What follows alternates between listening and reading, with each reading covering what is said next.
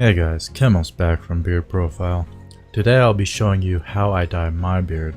I don't actually dye it very often, and this is the first dyeing that I've done with my current beard, and will possibly be the only one since my natural color is dark enough for my tastes.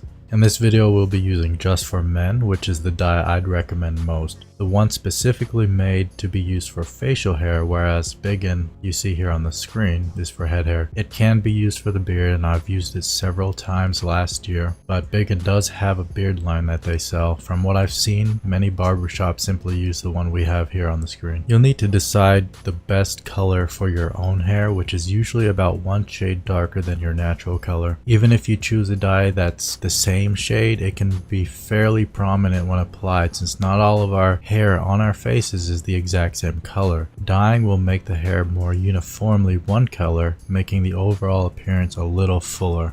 Let's get on to the dyeing. If you use Just for Men, everything comes applied for you, so there's no need to worry about picking up a brush like you would with a Bigen. You don't have to pick up any other containers. You can do the dyeing with everything that's applied within the box itself. Here are the instructions for JFM. Simply pause the video if you want to read them. The first thing you'll want to do is wash your beard thoroughly to remove any oils that are built up. This is so that the dye can adhere to the hair and let the shafts take in the color. I'm using Dr. Bronner's Peppermint Castile soap here.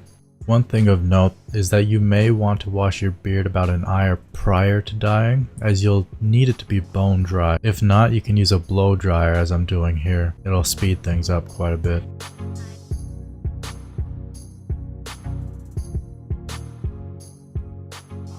After your beard is dry, it's time to start mixing the dye.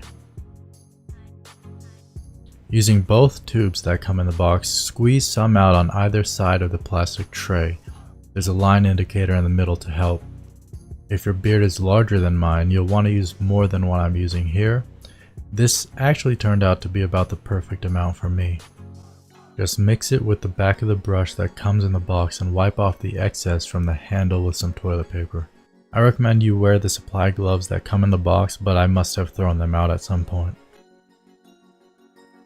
Be sure to either take your shirt off before starting your dye application or wear an old one that you don't care about staining. Here I'm applying some Pond's cold cream above my beard line to the portions of the skin I don't want the dye to stain.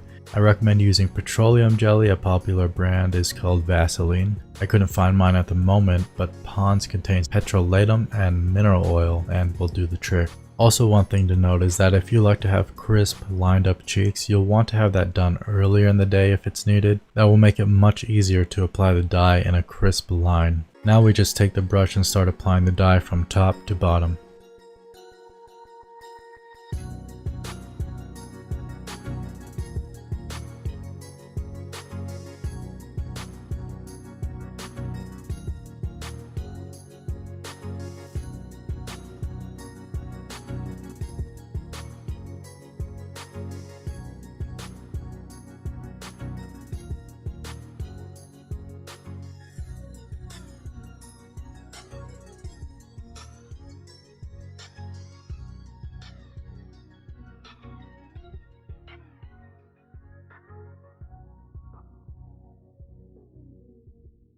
After you've gotten the dye spread throughout your beard, set a timer or just take a mental note of about 3 to 5 minutes. The instructions recommend no longer than 5. Hop in the shower and make sure you use soap or shampoo after running the beard through warm water for a few seconds. Lather it up well and then rinse it out. As you can see, after the excess dye has been washed out of my beard, the dye clearly stained my skin, which is fine. There's actually hair up there that I wanted to dye, but now I just need to get rid of the dye from the skin itself. In comes toothpaste. Toothpaste has small abrasives that essentially scrapes the grime from your teeth, which is why it works well to remove dye. For some people it stings a little, but I personally hardly feel it at all. You can see that I'm not being precise with it. I'm simply rubbing it in around the dye line to get it to fade more into the beard. Then I wash the beard yet again, since I don't want to smell like toothpaste. After the final wash, I use some Maestro's classic beard butter to make sure that the hair stays nice and healthy, as dyeing really puts a beat down on our hair. And that's it, we're done. Hopefully this video helped you out, and if it did, go ahead and hit that thumbs up button. If you're not already subscribed to the channel, subscribe for more beard and non-beard related content. If you have any comments or questions, as always, leave them below and I'll get back to you as soon as possible. Until next time guys, Chemos out.